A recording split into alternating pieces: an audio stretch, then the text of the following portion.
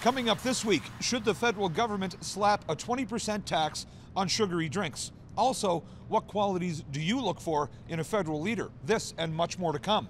Hitting the streets, this is Outburst.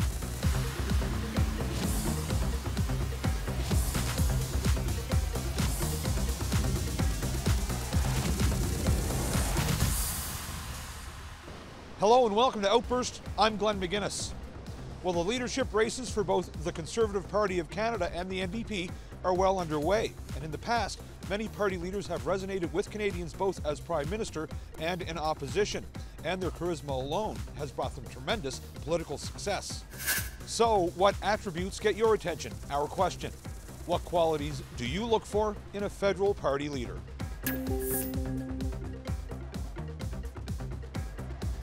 Pragmatic. A lot of the politicians are into fluff and into praising the grander goals, which is great for strategic plans and how to lead a country, but you also have to be able to relate to the people, and I think that I look for that in candidates as well. Just being able to be down to earth and say and look you in the eye and be able to speak to you and your needs. One who is honest, one that can actually make promises and keep them. That's my main point. Okay, what about you? One that's honest. I think that's really important, but I don't think we're going to find it. I think someone who sort of has a big picture view of the situations, in the center, trying to sort of balance the different views, because I don't think if you go too far to either side, you're not really encompassing enough of the population's views and values. Trustworthy, obviously. I think accountability is the biggest one for me. Why is that the biggest one?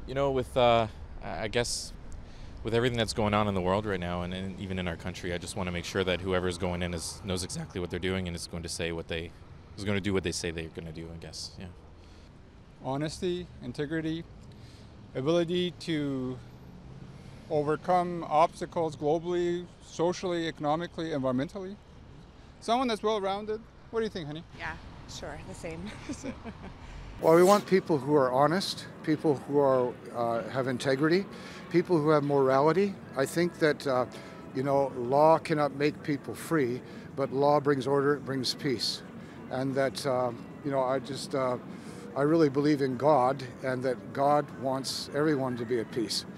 And that if you have people who have a good conscience, like a conscience toward God as morality, don't lie, don't steal, don't take human life, and they stand up for those things. And that every individual has the right, that no one has the right to say, I believe this, therefore you must also believe it. That democracy is the foundation, like I believe it came from the Ten Commandments, and that God is love and God is light, love does no hurt to its neighbor. So I want people who are not religious, but people of conscience who will take a stand against, pornography, child abuses, the care for the elderly. I don't believe in euthanasia. I don't believe in abortion. I don't believe in national gambling. I think those things deteriorate as a society. I want to make sure that somebody's really looking out for the province, for our province and for the whole country in a whole, because what benefits our province benefits the whole country. I guess the type of person who would have the interests of the people in mind. I guess, yeah, someone who's looking out for everybody from the wealthiest to the poorest. Oh my goodness. Okay, well, let's see. He listens to the people. He doesn't try and do it all himself. He listens to his cabinet and his advisors, etc. That he's honest, that he connects with the people. Somebody that is very involved with the environment and looks out for the well-being of the humans, I guess. I look for somebody who's decisive, somebody that has empathy, of course, and I guess somebody that really identifies what people want. I was actually discussing this with someone the other day, especially in light of kind of how American politics are going, is that I would like my statespeople to be qualified statespeople. I mean, politics is a game of balancing powers and trying to, do what you feel is right for Canadians, and if you can't play that game, you probably shouldn't have that job. So I definitely, would want someone who's professional and intelligent, and, as much as people like to characterize politicians as, being sleazy or something, I mean, not sleazy, but I'd like them to be a statesperson. Honesty, because they promise all these things when they are out candidating to get the seats in the government, but then when they get in there, they don't fulfill the promises, and I think that is a downfall for a lot of people, because if they're going to promise one thing before they get into the seats, they need to keep their promises after they get into the seats. You want to be able to trust your leader and know that whatever they do is for the people and not just themselves, because that's why they are leaders, is to represent the people, and you want the people to be treated first. And you can usually tell if the person means well for the people by, as you said, the passion they put into the work they do. You look for somebody that's going to give you a role example that's going to get things moving. Not somebody that's going to be a dictator, because you want things to be becoming progressive because you're engaging people, not because they're reacting out of fear. So if we could all have a good team approach and be able to work with some good dynamics and have some view, be proactive, that's what I'd look for a team. And certainly honesty is one of the main factors of a team. So I think people are getting tired and getting very cynical, and there's been certainly a lot of issues that's occurred throughout the years, and that's why people are cynical and not as engaged. When did the beaver become an official emblem of Canada? 1955, 1965, or 1975? 1975. 55? Did you say 55? 1965? 1965? 1975, C. Absolutely correct. Thank you. Very good. Because of its long history of importance in the fur trade and in the Canadian wilderness, Parliament made the beaver an official emblem of Canada in 1975.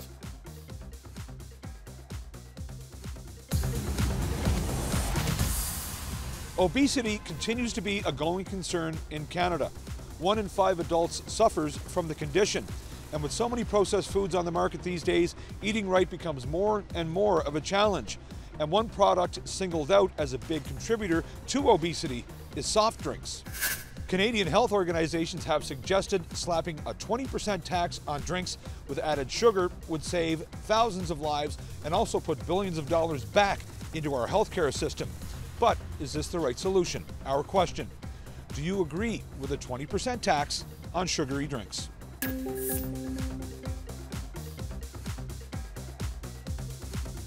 That's a tough one. I understand the momentum behind it, but I think there's better ways of sort of discouraging the consumption of those drinks than just through a consumption tax. What are those better ways? Better education, better alternatives that are of similar costs, if where possible. So subsidies towards healthier drinks. Yes. Why? To help encourage young students and just the general population to stop consuming those items. Sir. I like my sugary drinks, so I prefer them cheap. Yeah. Are you willing to pay a 20% tax on them? Not really. I can see why it would be a good thing, but I wouldn't want to pay. So I guess it would be successful in my case. Do you think it would affect how many sugary drinks you consume? Definitely. Yeah, I'd definitely buy less sugary drinks. I'd go for healthier alternatives. I think anything to help abate people from taking in sugar. My family history has diabetes, and I do know sugar is bad. It's rampant in our society. Tax depends if that money, that tax, is going to go back into helping programs that's going to help people who are, for instance, if it's going to go to the Canadian Diabetes Association, I think I would agree with that for sure. Last time I checked, it was actually sugar was overtaking tobacco as far as illnesses were concerned. So yeah, absolutely. I try to keep my kids away from them as much as possible, but obesity is obviously a main factor in our society right now. Sugar is like the nicotine of 50 years ago. We're going to look back 50 years from now and realize what we were putting in our bodies, just like with the way we did with nicotine and cigarettes 50 years ago.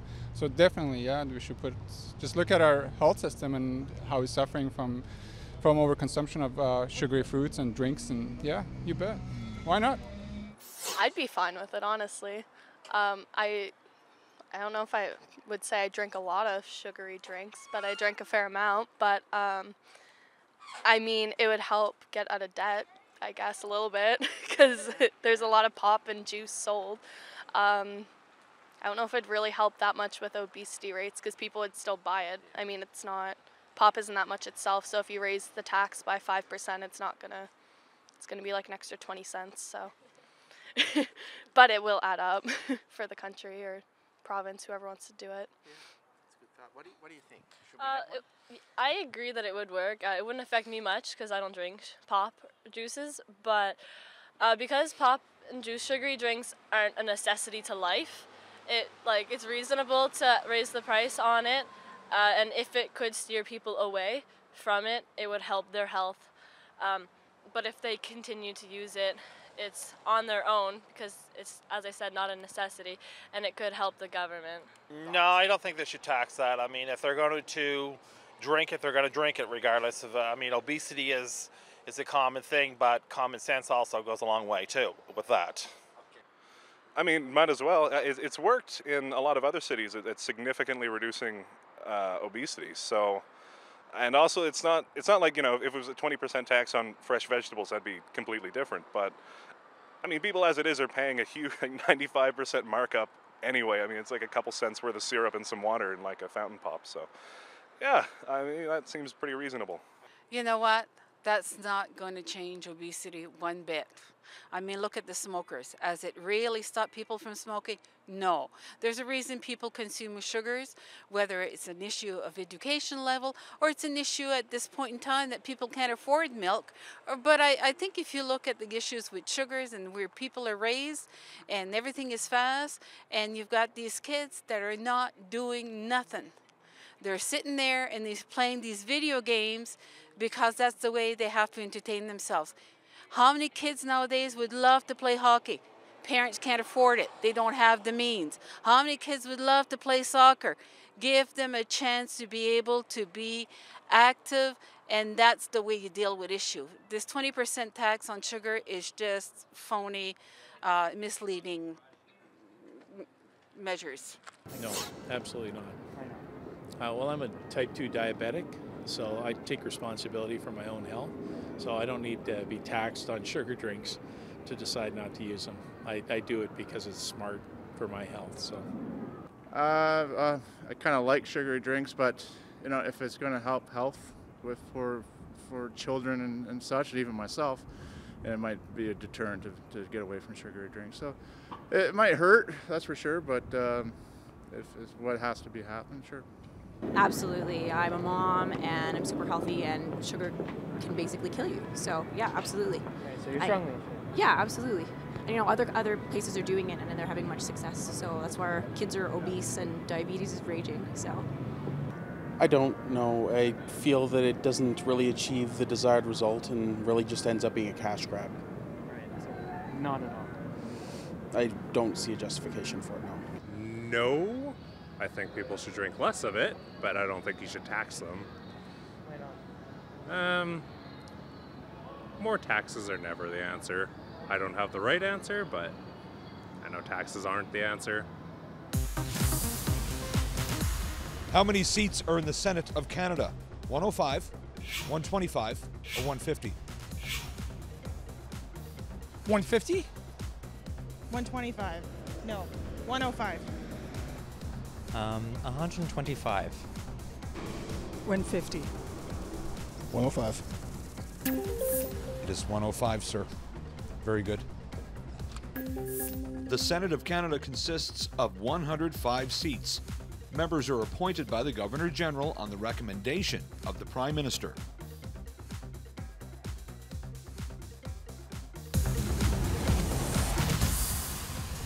Voter turnout for federal elections in recent years have been at an all-time low. It stood at 58.8% back in 2008, a record drop. But in the 2015 federal election, it stood at 68.3%. Mandatory voting is a policy put in place in countries like Australia, Belgium, and Argentina, just to help boost those numbers up. But would that work here in Canada? We took this topic to you. Our question: what are your thoughts on mandatory voting during federal elections?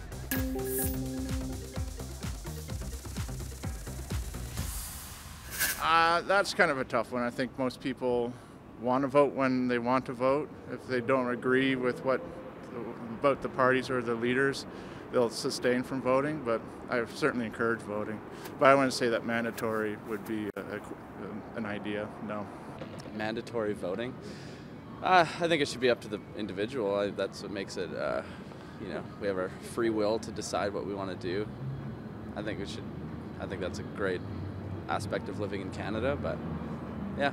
Really haven't considered it. I mean, I think if people don't want to take responsibility for themselves politically, the old catchphrase is you get what you vote for, right? So anyways, that's what we've got. So the fact that Canadians, are happy to abdicate responsibility, well, sorry for them. I'm not in favor of mandatory voting in federal elections. I'd rather it be voluntary. We can encourage it, but yeah, no, let's not go around policing it. I haven't thought about that, but I don't think that's such a bad idea. I think as Canadians, we've become very apathetic towards voting. And if you see people who immigrate to Canada, I think they are much more willing to vote. They're not so apathetic. I wouldn't agree with that. Why not? I think it's a personal choice.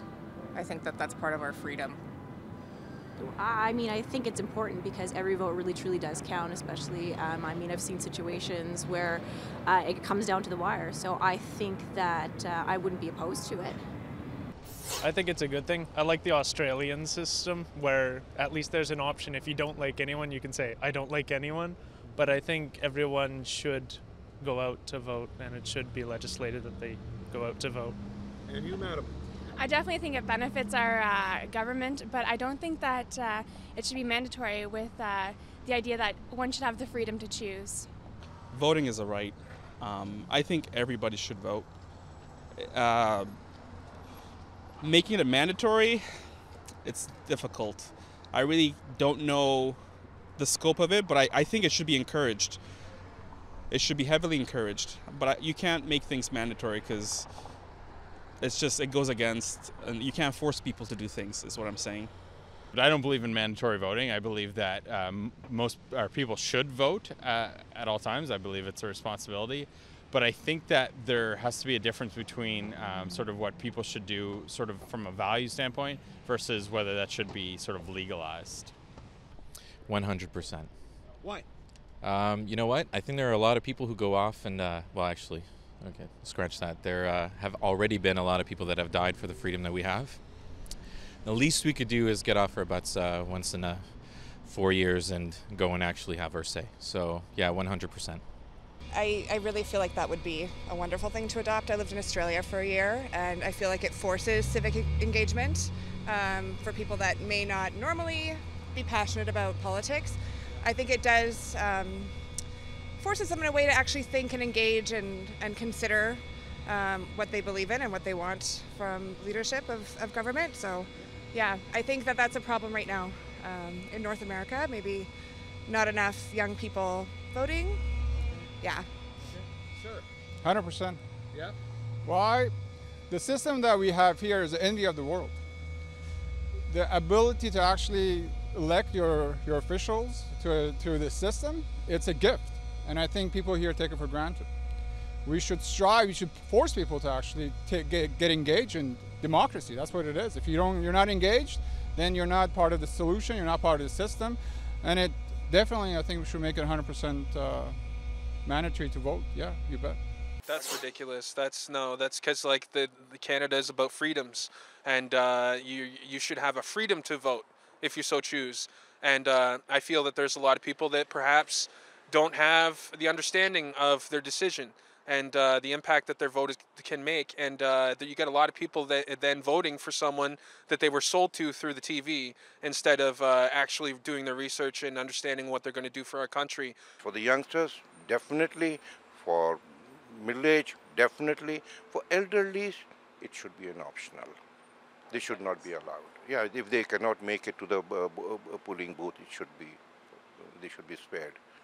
No, because voting is a right and a privilege. I mean, it's up to you if you feel that you want to vote, but if you don't vote, then you really don't have any say in what happens with the government. That's why it's always important to vote, that way. So you don't think it should be mandatory? No, I think that if it, it's common sense that, when you're voting for a party, that if you want to see them get in, then it's up to you to make sure that person gets in. I love the idea of it personally because so many people, especially women, being a woman, have lost their lives fighting for everyone to have their right to vote, and that's part of a democracy. So I think it is important that everyone has their input, and everyone should have input. If they don't, it's just because they haven't educated themselves enough, and I think that that's what's important. I think mandatory voting is a very, very good idea. It's interesting. What do you think? I definitely think everyone should vote. I haven't had the chance to vote yet because I wasn't old enough for the last voting age, but definitely I'm counting down for when I do get the chance to, because everyone does have an opinion, or they should if they do the proper research, and if they don't get the chance to voice that opinion, it's as if they're not using their space in the country. Winters in Canada can be downright nasty, and for some of our homeless population, it could prove to be fatal. Even though Canada is one of the wealthier nations in the world, we still have those who can't afford food or shelter in every major city in the country. We sent our cameras out with this question: what more could be done to assist the homeless population in Canada?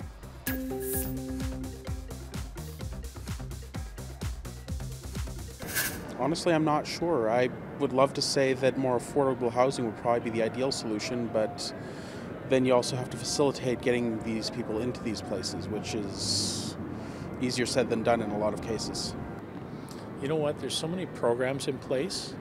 Probably the biggest area that I see as a gap is in the mental health area, because I think there's a large percentage, and it doesn't matter what you do for physical infrastructure.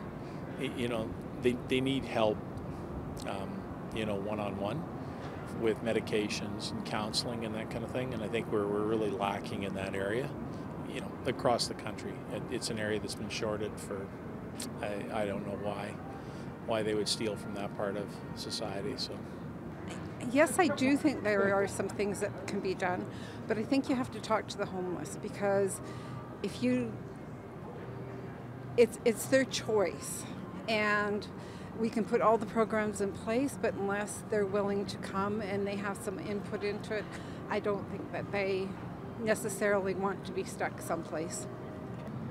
I think there's a lot of money being put into things that don't matter as much, and that more money should be put into helping the homeless. Yeah, I think better education for the homeless so that they can get out in the workforce and be productive and maybe even contribute to give back to the support that was lended to them during their time of need.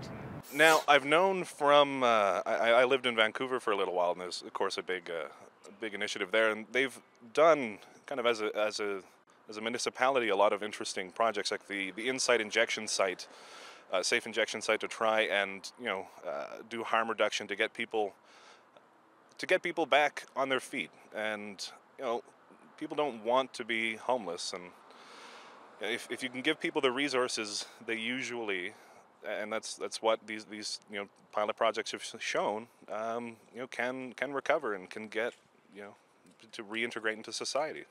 So I think resources for people with mental illnesses, people with drug addiction problems, and making housing more affordable as well. If it's done properly, of course. Everyone's heard the horror stories of project housing and things like that. But yeah, I think there's a lot that can be done, but it's just a matter of if there's the will to do it. It's not a hard one, but I mean, if they had vacant buildings that You know, instead of tearing them down, maybe get the government to chip in and build them proper housing. That way they're not always on the streets. You know, with weather as bad as it is, you know, the homeless unfortunately meet their deathly time when they don't have the proper place to live. If the government's so concerned about all this stuff and all these things, then they need to really step up and say, look, here's a vacant building, let's renovate it, and let's do something for the homeless people. So that way there would be less homeless people on the streets and, you know, more places for them to live. CEDA goes around the world, Canadian International Development Agency is putting in millions and hundreds of millions of dollars trying to upbring the living standards of the outside world. Why are we ignoring our own? Homes should be provided to every individual who needs one. It's a basic right. I guess there's homeless in Canada. It's not new. It's not new in any country. I think the issue is that you have kids that are raised with very little or ineffective parenting. Sometimes that's the cause. Sometimes you have people that have just had a very bad trauma in their life. It's to catch them before or try to help as they go. I don't think we're going to prevent it. I think we can offer resources, but I think you'll still have people that's going to make the choice. Instead of going to the resource, they'll be homeless. But I don't think once a person is on the street and is being scared to death, that offering them a place to stay is really going to cure the issue. I think it's just going to offer them a physical place to stay. I think you have to get at the down core of the issue, and it varies for different people. When did the Order of Canada come into existence? 1947, 1957, or 1967? 57. 1967. I have no idea. I'm going to guess 67 because it was the 100. I'll go 150. Yeah, 150. 1967? It's 1967. Yeah, okay, yeah. Okay. Thought he was going to hug me. Okay, I'm good to go. After using British honours for many years, Canada started its own honours system with the Order of Canada in 1967, Canada's centennial year.